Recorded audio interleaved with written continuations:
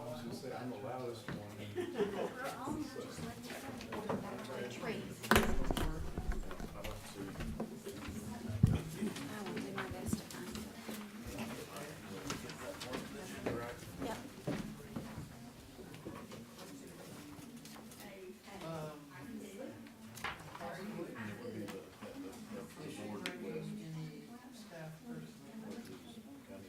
It would be the chair. Roy, the motion is going to be the chair request executive session. We need to You can discuss personnel at this point. discuss personnel. I'll get the language then. You can, And then you're gonna. you amend the agenda for that. Thank you, Kim.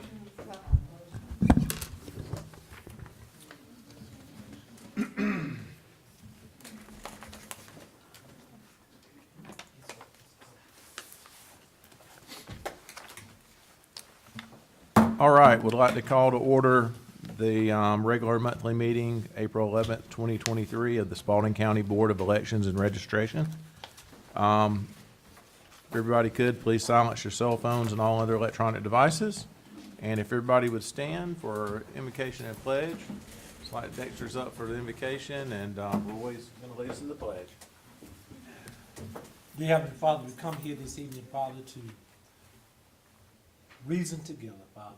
Father, we ask you to enter into our midst, Father, so that we come together as one and unified organization, Father, as we work to develop policies that are beneficial to this community, Father. We ask you to give traveling mercies for those who are here, and then give traveling mercies when they return to their homes. In your name we pray, Father. Amen. Amen. If you'll join me in the pledge. I pledge allegiance to the flag of the United States of America and to the republic for which it stands, one nation, under God, indivisible, with liberty and justice for all.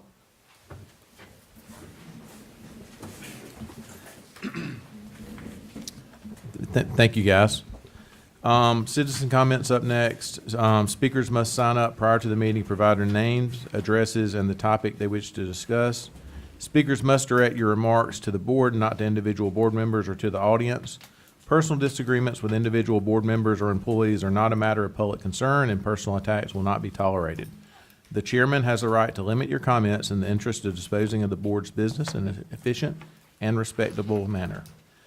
Speakers will be allotted 3 minutes to speak on their chosen topics as they relate to matters pertinent to the jurisdiction of the Board of Election and Registration. Excuse me, can we get order, please? Thank you.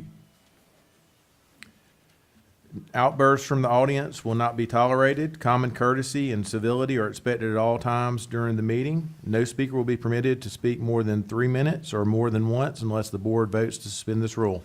Tonight we've got one, Dr. Yashenda Jones. Come on up.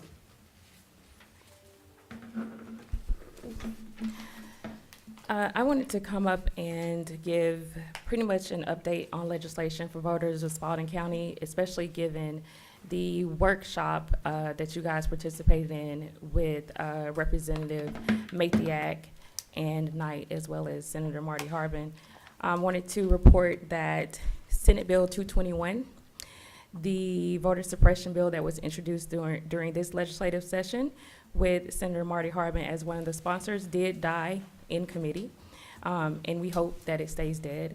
I had the extreme pleasure of being asked to testify against this legislation, and I also want to thank everyone, as far as individuals and other organizations that spoke out in opposition against this particular bill.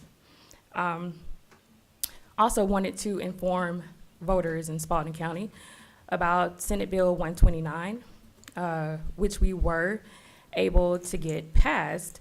And it was thanks to citizens reporting on different issues that they had during these prior elections, and also fueled by pretty much rogue actions of county boards not allowing for Sunday voting and even not allowing for Saturday voting in the runoff election, disregarding the judge's declaration. But with Senate Bill 129, employers are required by law to allow employees time off to vote not just on Election Day, but during early voting as well for the general and the primary elections. So I just wanted to make sure that citizens were aware of these particular legislative issues. And I want them to know that as community advocates, we do hear them and we are fighting for them every day. Thank you. Thank you, Dr. Jones. Okay, next up is adoption of the agenda. I think we've got one Chair, I amendment. would like to amend the agenda to add executive session for an employee issue.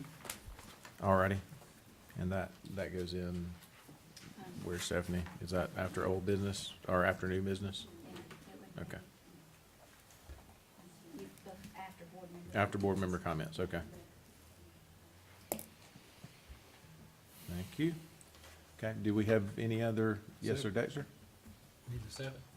Yep, if that's all we got. We got a second from Dexter. All those in favor of the amendment? Okay. And then, do we have a motion to, adopt the agenda as amended? I move we adopt the agenda as amended. James first, Jim second. All in favor? Aye. Unanimous? Okay, got the agenda done. Next up, minutes. We're considering the March 14th regular monthly meeting minutes. Has everybody had a chance to give it a gander?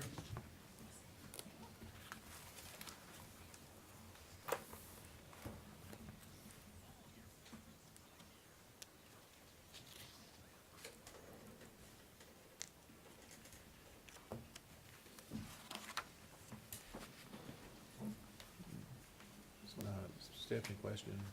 It states in here that the process cannot be handled in executive session, which is what I stated, not fact.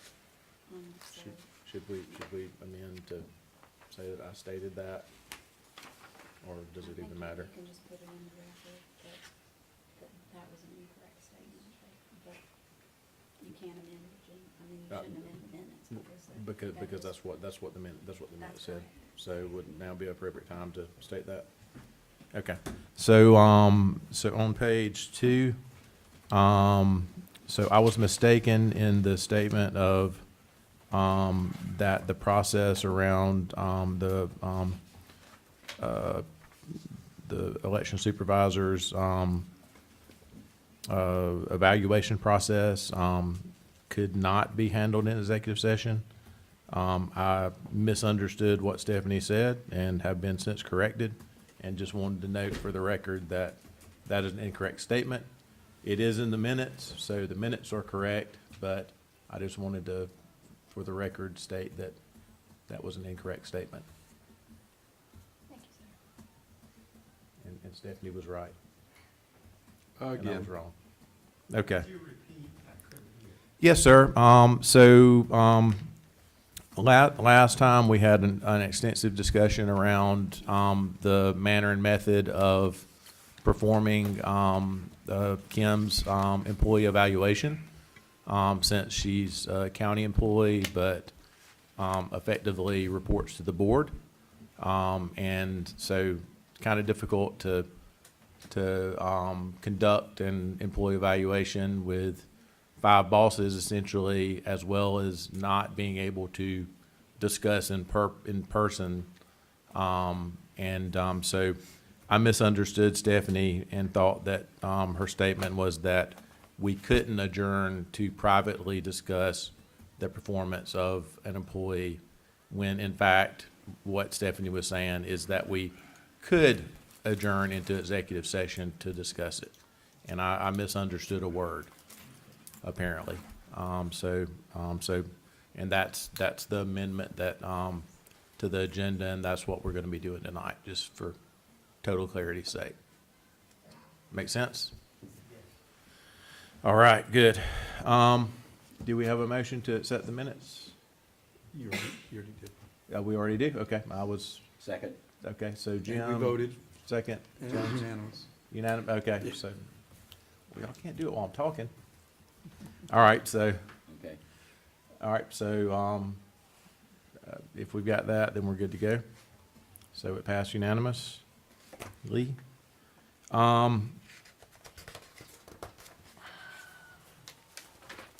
Next up, report of election supervisor. Kim, what's your monthly report? If you'll look under general, that's where you'll see the report as well. So an update on Jarvis, just as a reminder, that's the new election and voter registration system. It continues to evolve day by day, week by week, month by month. So it is evolving. The next update will run April the 20th. There will be a Q&A online, this front forum this Friday, and we always take part in those. We learn new things and ask any questions that need to be asked. Of course, we are along the way submitting what are called reef tickets when we encounter a situation as well. We have not been given a target date of completion at this time by the Secretary of State's office. We do know that the Secretary of State's election division is not pleased where it is. Our interpretation of what they're saying is they had hoped for it to be further than where it is right now, but it is evolving. It is coming along. It's just taking more time. A lot of information, a lot of data. So therefore, we are being careful and diligent in the process of reviewing the records before, during, and after entry. Voter registration audit in an odd year. As you know, we did do a voter registration audit last year, but that was because of new staffing coming in, trying to resolve issues, and it was very beneficial because there were duplicate registrations found and just a scenario of different problems, so it did prove very beneficial. In every odd year, I know in my past experience and what I will continue to implement as well is in every odd year is that we conduct the audit to look through the voter registration list, comparing it to the physical records to ensure that we have a physical record for every single voter, and that information is correct, that it coincides the computer data to the physical record as well. So that's taking place at this time, along with working through Jarvis. Kim, real quick, I think this got misunderstood last time when Okay. you were doing it when y'all were doing it last year. What you're actually doing is looking to make sure that the physical, artifacts, which are the actual Right. paper forms, are mating up with what's electronically on record with the state. On record. So you're not doing any sort of like removal or? No, the only time that we would do any changing is that if we find two records on a voter, we would of course merge, because there should not be two records. We would merge those two records into one, so there's just one voter. And it's really proven beneficial because several times in different elections at different times, the state system will go down, whether maybe it's for 30 minutes. I'm not going to say every election, but it's happened. So we get a phone call from the precinct needing certain information or having a question. We're able to go to our physical voter registration file and help resolve issues right away. So some counties, and not many, are going total digital, but it has proven to us that it is very beneficial to have that physical record file for situations like that. So that would be, to be clear, that would be the ENET system. It's not ENET anymore, it's Jarvis. Okay.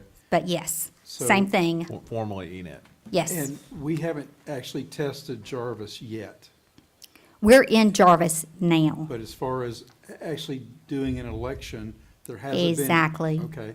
Right. And so under ENET, as I recall, we had a handful, 6 or 7 times that ENET completely went down. And so Yes. if Jarvis is not as far along as ENET was, as bad as it was, we can expect to have a really rocky go of this until it gets more mature. Exactly. In fact, there were counties that were able to continue. They allowed counties that were in special elections just in March, that took place in March. They allowed them to continue in ENET because Jarvis was not where it needed to be for a full election. So, yes. So that's why it's very important that your physical records are correct and that they match the data, so that if something happens, we're able to keep moving. and we can resolve issues, and it helps resolve problems in the long run. Always good to have a backup. That's right. Budget review, I have included in your binders, and I spoke with each one of you before the meeting, just real quick. I've included in your binder a copy of the the fiscal year 2024 budget proposal, a breakdown in comparison to fiscal year 2023. Those are your spreadsheets that are aside from the proposal, and the documentation of the specific line item increases with the explanation of those increases. So just to sum it up sort of quickly, staff is different than it was 2 years ago, and it's really where it should be at this point. And elections, we're looking at this upcoming fiscal year, 5 elections. Now, that 5th election is not for sure because I am budgeting for a special election, which has always, to my knowledge, been done, because you never know. There are several counties that had a March special because either somebody passed away or what have you, and they had to have an election for something.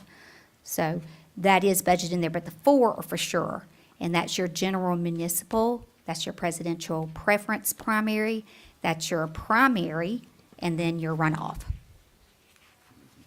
Okay? So more elections, more money. If you don't have any questions, go ahead. No, I was just gonna compliment you on how you got things laid out, and, like when we first started, we requested copies of prior budgets, and they had nowhere near this amount of detail on them, and as well as a justification, so really good job, I feel like, of Well, it was very interesting. justifying each. I went mean, back you're 5 justifying years. every line item. Right. I went back 5 years, and just a little bit more information. 2020 budget year, for instance, and I'm just giving you a small example, had 5 people budgeted to work early voting. Well, we know there were more than 5 people working early voting, okay? Also, the amount of ballots that were budgeted for to be printed were not a sufficient amount, or not the legal amount that have to be for provisional, for emergency. That's a mandate. So just some examples there. Security paper. When I came in, there was just numerous amounts of security paper, so I've not had to purchase as much of that. Also, one piece of information I've requested from the administration, and I think they're working on it, but I know their plate is full as well, is the amount of grant money that came in from private entities. I know that grant money came in. I can't tell you where it came from, how it all was applied, and that's just because I've happened across a couple of old invoices that written was grant money.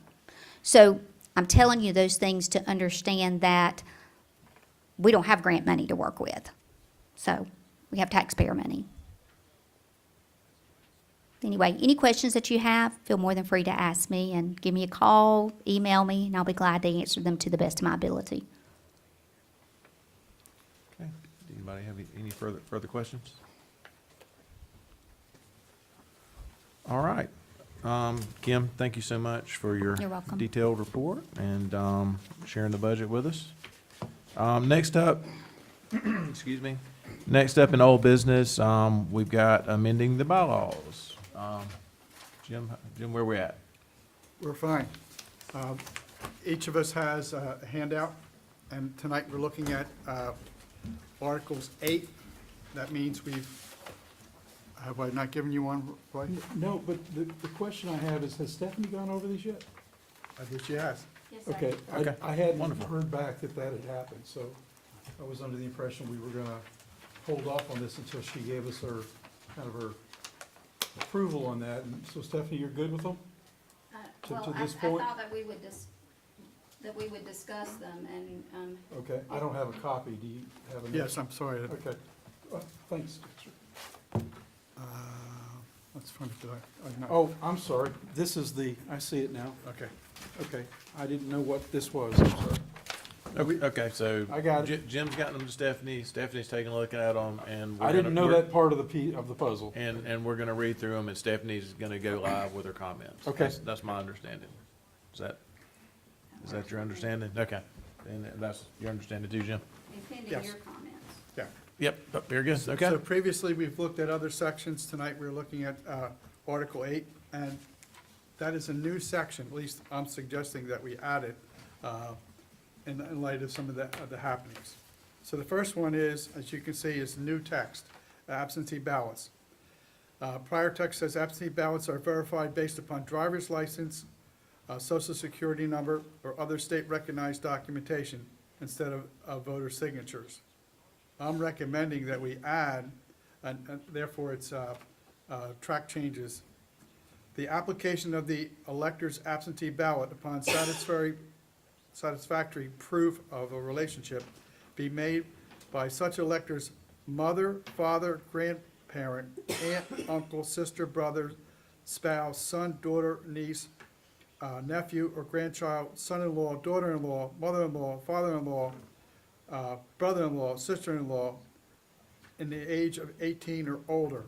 And I cite the reference down below, section 25, 884 through 887. It seemed important to me to spell it out. In other words, when we say that people need to provide adequate identification, I'm suggesting that be included. So 8-1 absentee ballot already exists and just has that single statement in it, correct? That's correct. All right, and so so absentee ballots are something different than an application for an absentee ballot, correct? Or am I? Right. The Yes. ballot itself is Right. different from an application, yes. Right, so we're adding this on to cover the application for the absentee ballot, but we're fine with the language about absentee ballots, or is this replacing? That's, no, not It's replacing at all. addition, In addition. got it, okay. And satisfactory proof of relationship, how is that defined? How is that defined? Would that be, The law defines, what you have to provide, but there really is no definite satisfaction requirement. So basically, if some sort of identification is provided that would indicate indicate that relationship, then, that has to be sufficient under the law. My thought about some of these, and I have, discussed this with Mr. O'Brien as well, is that most of Article 8, the miscellaneous provisions, aren't necessarily needed as a part of your bylaws, because they're not how this board, they don't govern how this board functions and does business. right, These are things that are required in the law. We all know that the law can and does change, and these would just be things that the office and you as a board are required to follow these rules because they're Georgia law. And when they change, if you have them in your bylaws, then you just have to change your bylaws. But that's, simply my opinion. It is not anything that this board has to, you can completely disregard that opinion. so, okay. So Jim, this verification process eliminates error-prone signature match. I'm just confused about the proof that someone's related to somebody else. How is that related to signature match? I'm sorry if is that a dumb question? If that's a dumb or an ignorant question there, but I'm not understanding the point that that's making. I thought that the underlying text added more specification than simply a driver's license, social security number, or other recognized documentation. So, in other words, I'm thinking of from a point of view of a poll worker who's asking somebody for verification. It seems to me that I'm suggesting at least that this fills out the criteria or the qualifications in a more detailed fashion. So someone's relative comes to, get the application for absentee ballot, that we're checking to make sure that they're related in some form or fashion, Yeah. but we don't really know what that form or fashion basically is. We're just required to, I guess, best effort check for that. Yeah. Am I? That's correct. Okay, all right. I mean, I don't see anything wrong with more specificity, there, but, I don't know if anybody else has any. I just have some input here. It says this verification process eliminates the error-prone signature match. I don't know that we can, it is true that we cannot verify a ballot by the signature alone, but the law does not rid of the signature match altogether. So I didn't know we were going to have this evening, and I would have brought my code book. And I would be glad to provide you all with the code, but I'm about 99.9%. So I think we need to be careful how this affects what the law states.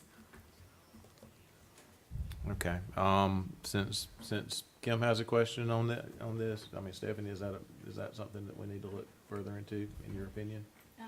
Yes, I mean, I think if you're gonna leave it in your bylaws, then it needs to be, fleshed out a little bit with a reference to the applicable code section, I'm sorry.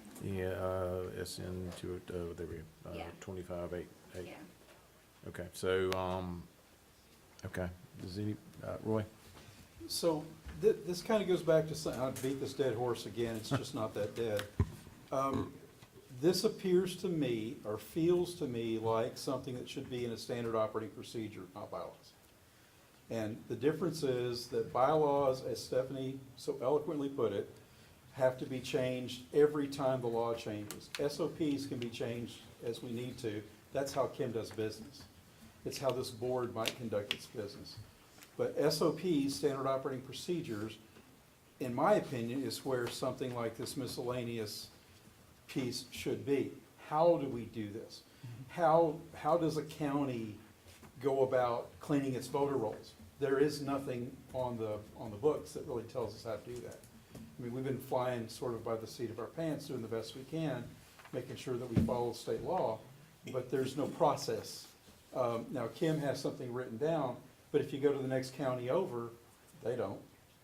And so I would say, if this was part of an SOP, I really wouldn't have a lot of question about it. I do, as Kim mentioned, think that the signature verification match is a legal requirement. I don't think you can get away with that.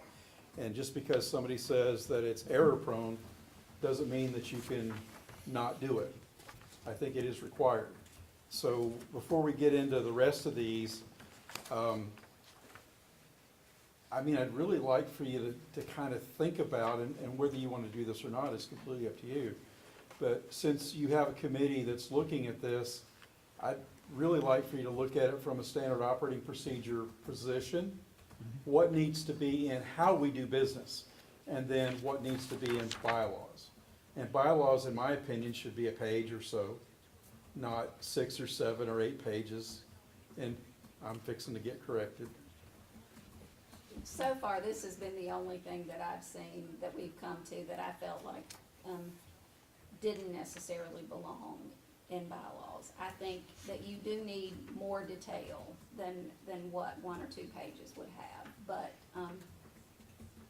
this is just some of these are just things that I think they're addressed adequately in the law and don't need to be restated in your bylaws because they're really more direction, as you said, for the supervisor and her staff. Okay, so I'm not, misinterpreting your opinion again, Stephanie.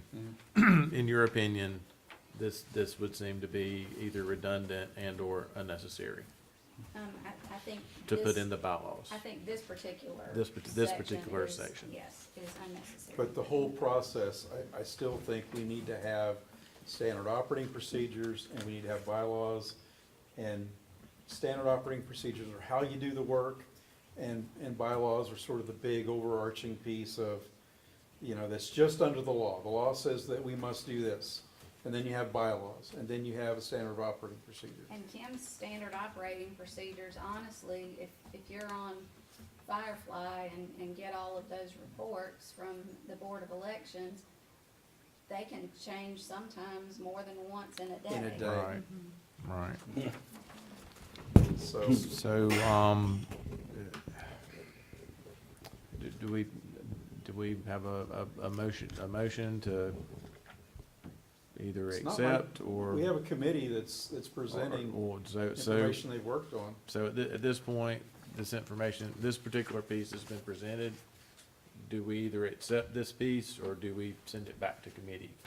I suppose would be the appropriate You might wanna go through action. all the sections. Do we want to go through all of them and then do, and And then then send back what we do? Okay, okay, all right, that'll work. Are y'all clear on that? So, and I think you started with the worst one, Jim, so That's all right now. let's move on.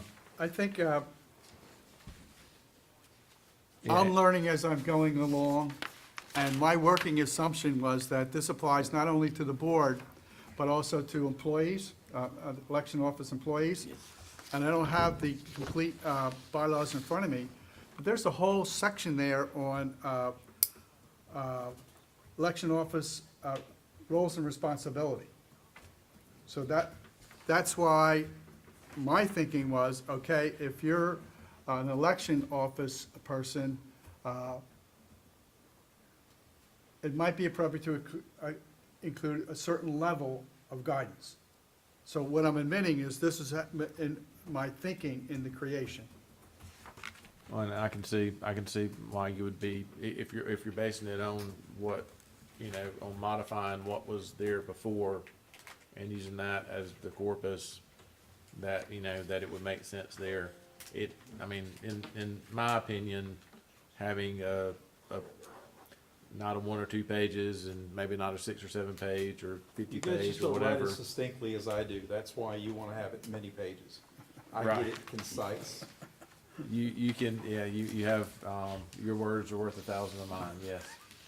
I mean, in my opinion, having bylaws that govern the board, and as Roy said, the standard operating procedures, you know, governing the office staff, that seems to make sense to me.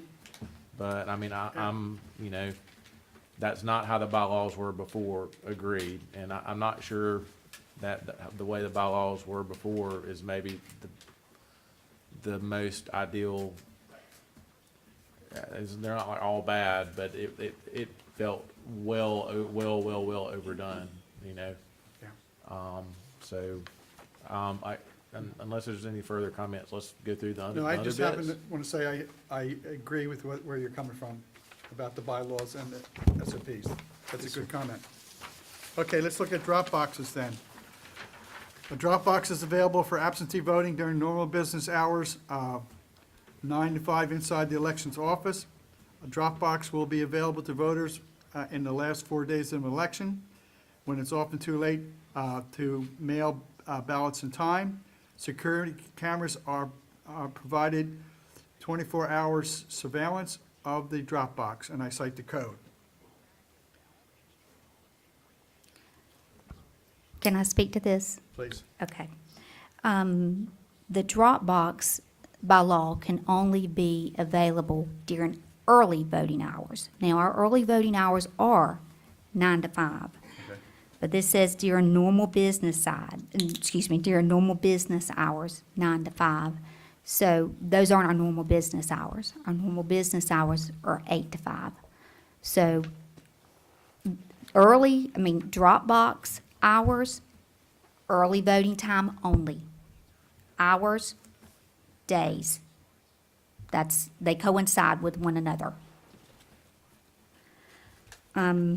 Also, about the voters, the drop box will not be available to voters in the last 4 days of an election. My opinion, that doesn't even need to be written. Again, drop boxes, follow the guidelines of early voting. So I'm just giving you information here, what's law. So Kim, it's fair to say your recommendation, like the code section 21-2-385 should be removed?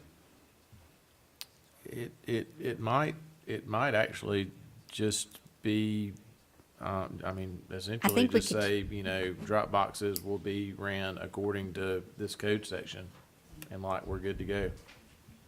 I mean, is that, because if that changes, Or drop boxes are allowed as provided by Georgia. Right. Right, but, exactly. yeah, And Exactly. that way you wouldn't have to change it. and for- change Right. it, yeah, and if the code section changes, we would have to Okay, change it there. I'm fine with that. Okay.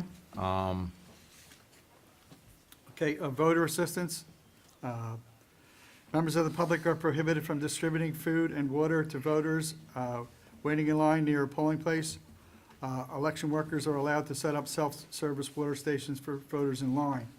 Again, you can see where I'm concerned about people in the office, and it may not be needed or not. My concern with the second sentence here, election workers are allowed to set up self-service water stations for voters in line. As long as I'm an election supervisor, we're going to do what we feel is really needed. And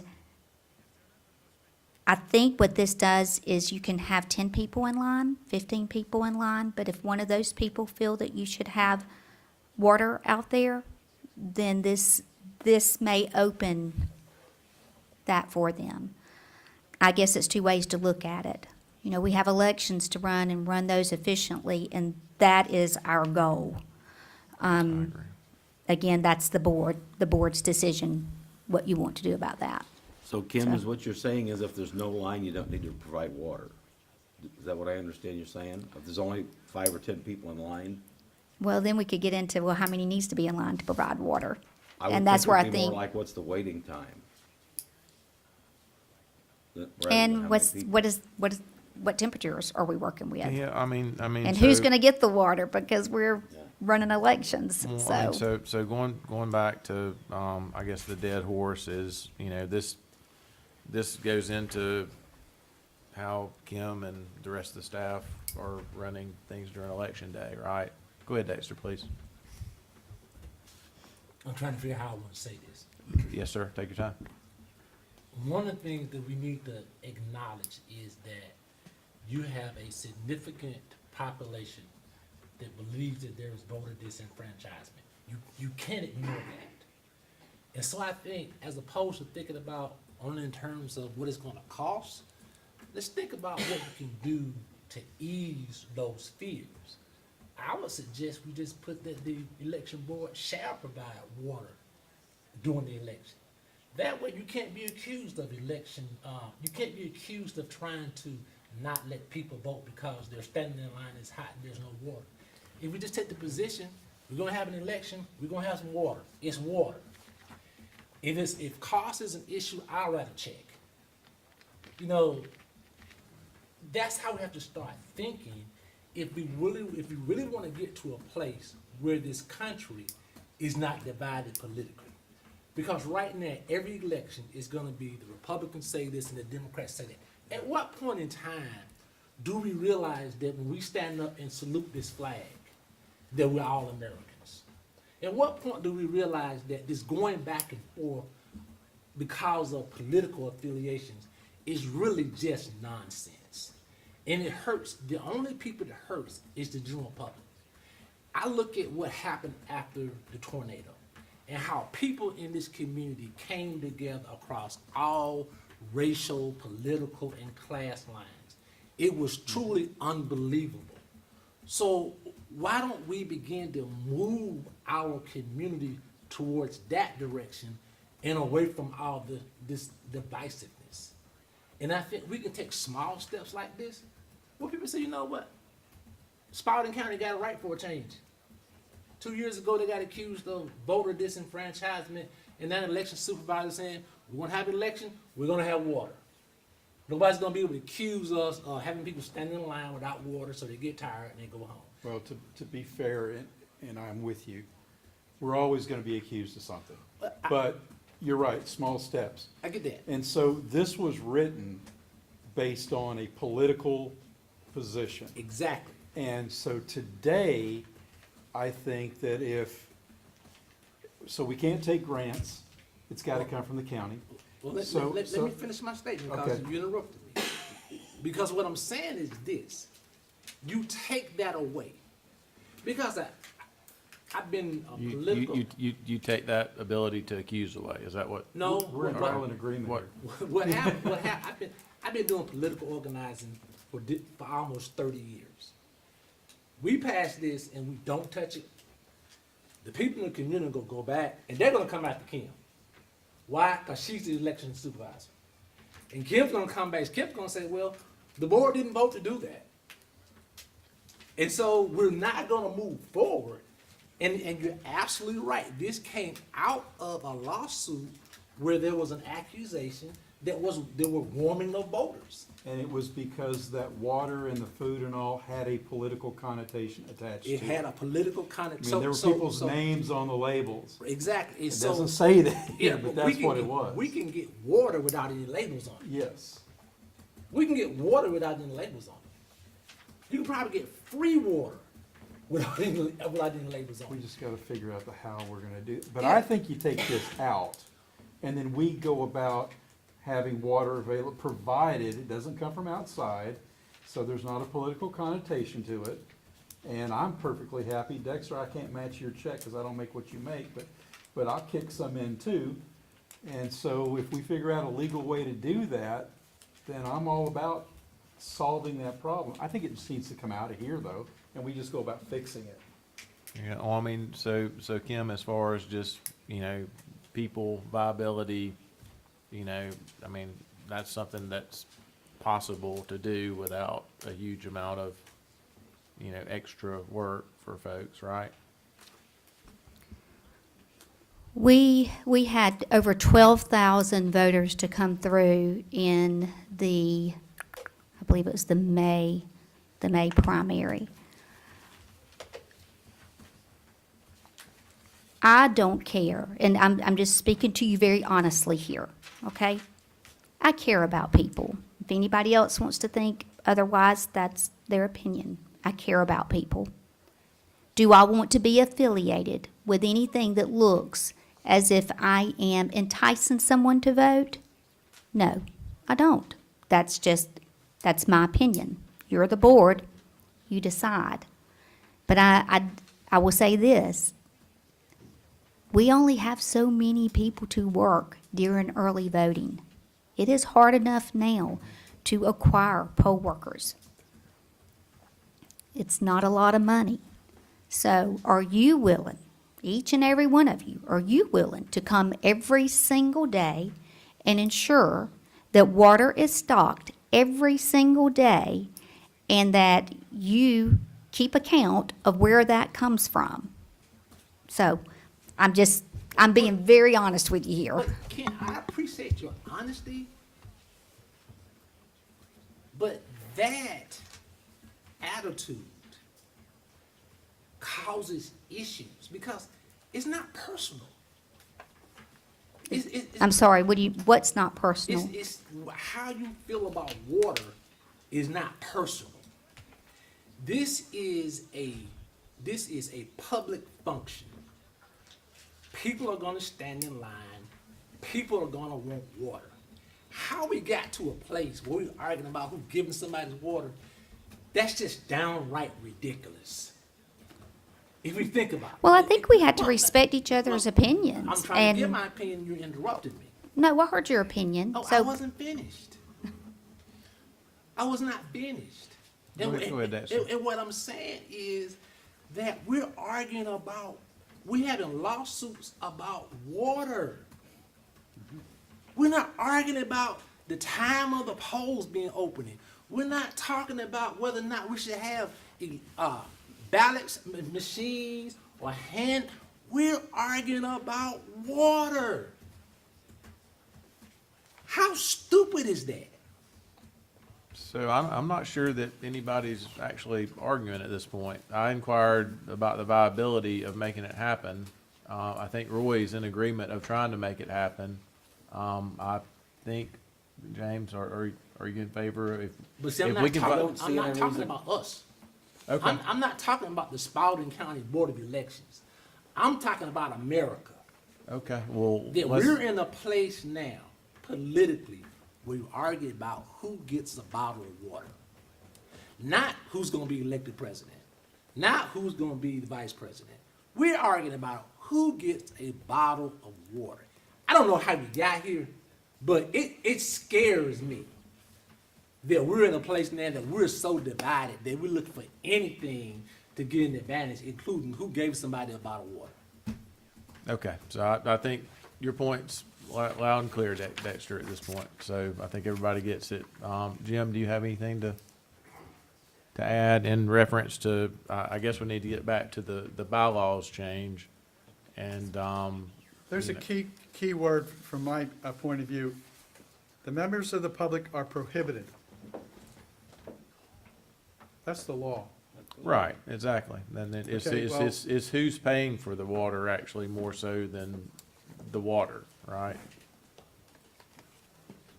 To go back Is to it Dexter's important point. for people who are coming to vote to know that they're not innocently, not able to come with a six-pack of water and hand them out? There's nobody honestly that's confused about that.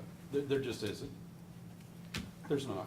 So, I don't. I So don't let's, believe it. let's get back on topic, because us talking about the law that we can't change is not going to be very productive. I think My this board, confusion, if I Yes, ma'am, can, please. my confusion with this particular section being included in bylaws is that you're talking about members of the public being prohibited, and the members of the public aren't reading your bylaws. right, agreed. And they're not following or required to follow your bylaws. What they are required to follow is the law. Correct. I mean, I think that's nail on head in terms of, regardless of what topic this is, that, this is talking about, people that are not governed by these bylaws. And there's a law in place, whether anybody agrees with it or not, that has to be followed. I do, I think everybody up here would love if we could figure out a way to legally, and also without busting the budget, because 12,000 voters, water, that, even if it is free, it's not free. I don't know if Parks and Rec or some other part of the county, might be able to hop in and help, but like something like that would be something that I could get behind and would love to see happen, but I don't know if we can dictate that and dictate even that part in bylaws to make happen. So, like a motion to, Are we gonna wait till we get through the whole thing, or are we gonna do it piece by piece? well, I mean, so we can, a motion to, either, assign a committee or, appoint someone to look into seeing how we could make this happen would be in order. But we're, at this point, we're still reading through all of them. But, 8.3, I think we just say we follow law and cite the code section. okay. Okay. Okay. All right, A4, certification. yes, sir. The election board convenes to certify election results within 6 days of the election. On election day itself, election workers are required to count ballots until they are finished.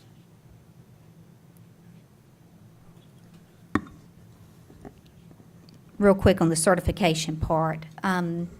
If you run into, I'm sorry, but I tell you, if we run into a holiday, it changes things. And we saw that, one of the past elections. So I think we just need to be careful with the number of days that we state, because if a holiday falls in, it's going to change when certification takes place.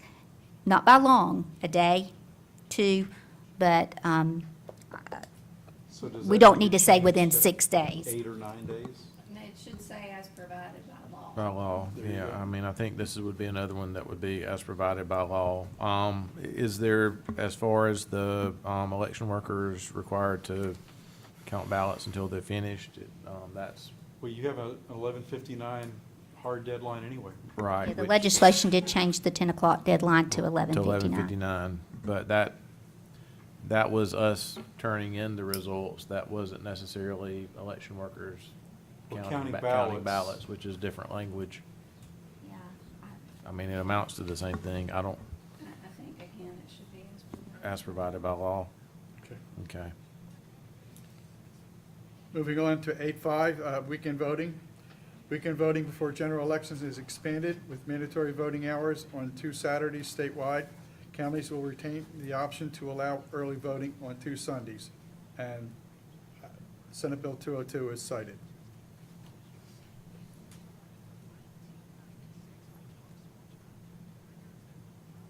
I mean, This we is, no this is, longer refer to it as Senate Bill 202. It's now referred to by its official Code of Georgia code section, which is what would need to be replaced there. Okay, thank you. All right. okay. This seems to be a APBL as well, as provided by law. Yes, yes, ma'am. So I'm doing shorthand for it right now. Yes, because that can certainly change as well. Okay. I included retention period just because of the learnings we've had over the past year of the whole back of the election office. You know, some things were there for decades. I'm being funny. No, it's horrible. right. And we have so much work to do. So, I think records retention actually should be part of your bylaws. I would agree. I would agree with that as well. So LG 07001 is specifying these as minimums. You know, I mean, I can think of several cases where we would need the leeway to, you know, hold records, specific records for longer periods of time. Well, just like redistricting records, they're, you know, forever. They're permanent. Right, but So- those are already specified as forever or permanent, right? Yes, I was just looking at what was here. Right, okay, yes, ma'am. Right, in comparison to what, in fact, I just printed off a full list of retention and the amount of time for, yeah, the different records. So I don't know if that would be beneficial to you or not, but, So including the full list, as well as the statement around, It could be attached as an exhibit. Could The be. Yeah. current list could be attached to the bylaws as an Okay. exhibit. right, and, you know, I would like there to be a statement that, you know, something to the effect of, you know, records are allowed to be held for longer periods of time at the board's discretion. Or Okay. as a minimum. Or do Sir? you want- So you don't want, No, I don't, go ahead. no, it's Yeah, okay. okay. I don't know if that was the exact complete statement, but, and then absolutely, we definitely need climate control, secure facility. Like that needs to be in there because that's not, that's not anywhere. Right. And Do we that- need to add in there the part about release by the grand jury of record, because that's part of records retention and, I think you can just say, Destruction. you can just add that as provided by law again, and that's gonna address what has to be sent to the clerk of superior court and released by the grand jury, as well as things like litigation holds that we may be subject to. That would be the other thing. Yeah, that was, okay.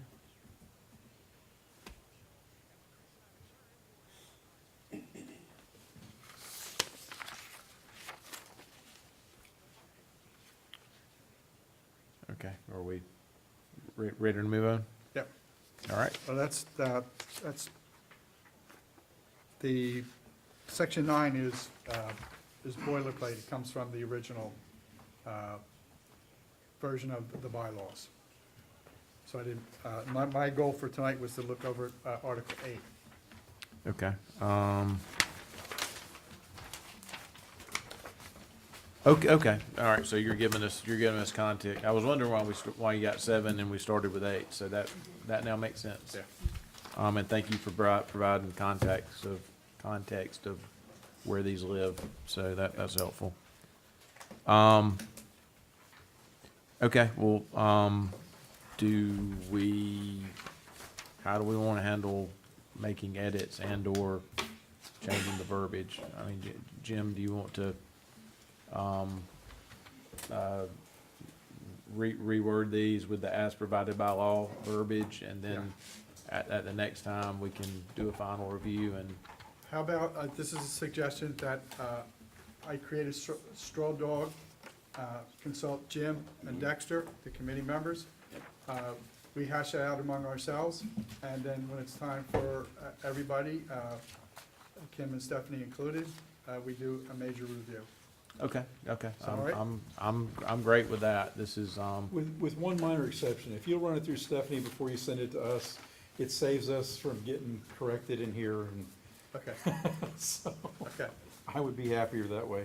yeah, and I mean, Kim also, not from an approval process, but from, hey, this is how, she may have other things that to add, to think about, so, In our code section book, right.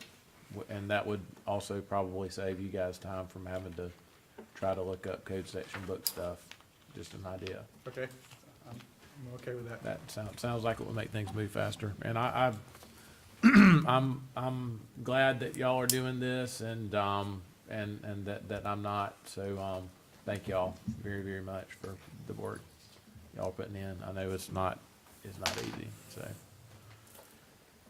Okay. Next up, we've got, under old business, evaluation of election supervisor Kim Slaughter. That, I believe, we don't need to table that because we're, so we're, yeah, so we're gonna be addressing that in executive session, so, no new business, so we're gonna, finish up prior to executive session with board member comments. Guess we'll start on Roy's end this time.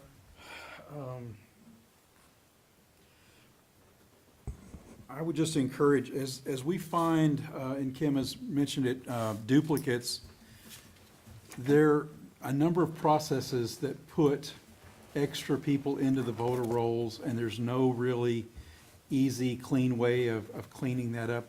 They just don't have the tools to be able to do that. It's a complicated process, and the more I learn about it, the more I shake my head and say, how did we get to this place, Dexter, from what you're saying? So I would just encourage every citizen in Spalding County to look at,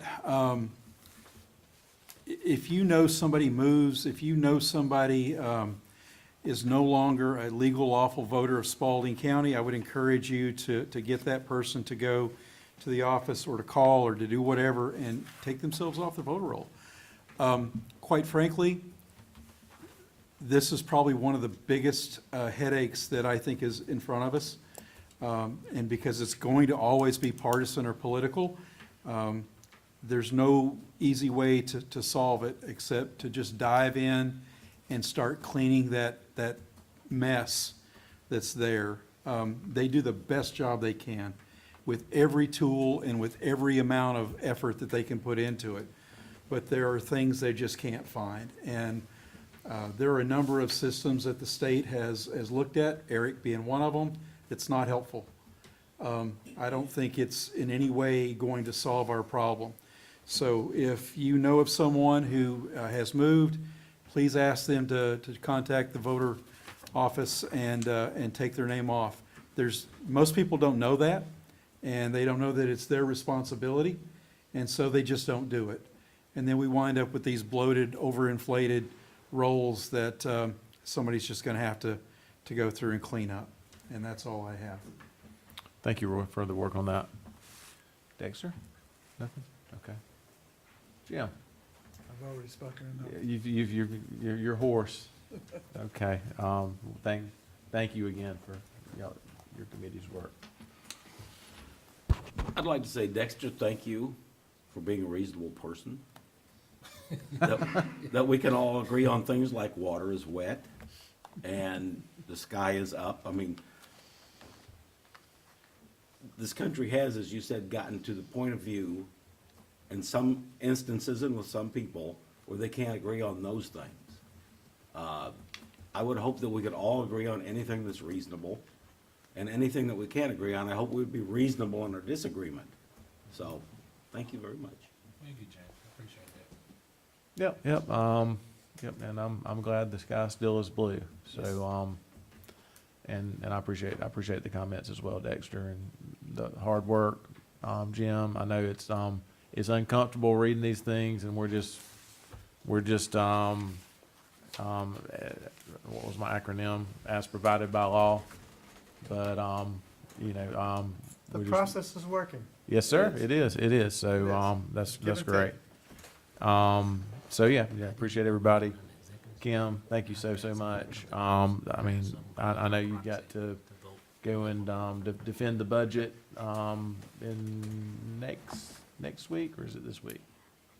Don't know. I've already met with Jenna and County Manager Steve Ledbetter, Okay, but there will be a follow-up, so, okay, and yeah. is that? And I don't know of that time period. I've not been Okay, I informed of gotcha. that Okay, yet. all But right. I will keep you all informed. As soon as I know something, I will let you all know.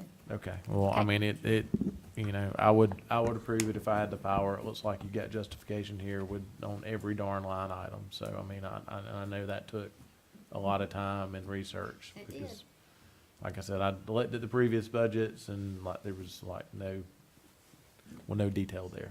So, and in some cases, no there. So, good job there. And with that, the chair requests an executive session to discuss or deliberate upon the periodic evaluation or rating of an employee pursuant to OCGA 5014-3B2. We need a motion to that effect and a second. So Dexter, Jim, all in favor? All right, we stand adjourned for executive session. Are we now entering executive session? I'm close. We have not adjourned yet. I think we're finding out why it took 204 years to pass it.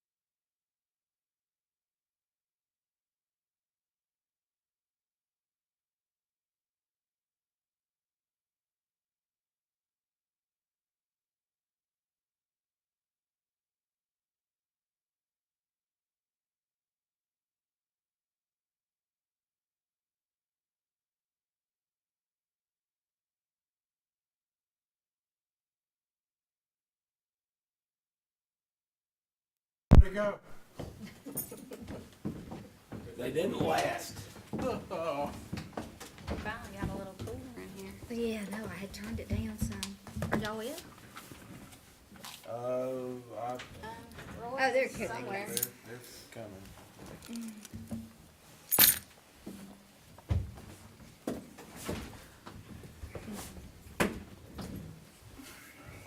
Nobody's saying, I'm shocked. I know, that's what I said. I thought they'd all still be here, didn't you? All right, so motion to return to Open session. open session. That'll Second. be Roy. James, second. All in favor? We are back in open session. I move we adjourn. Motion to adjourn. Yep, James and then Jim. All in favor? We stand adjourned. I was voting for Dexter. He didn't get, Well, I'm Teresa, did you get that end of another before meeting. everybody starts? Were you able to get that? Okay, Is all he right. still Marcia's I do. attorney? I don't think so. I've heard both ways. I don't know. I haven't had any comments. Okay.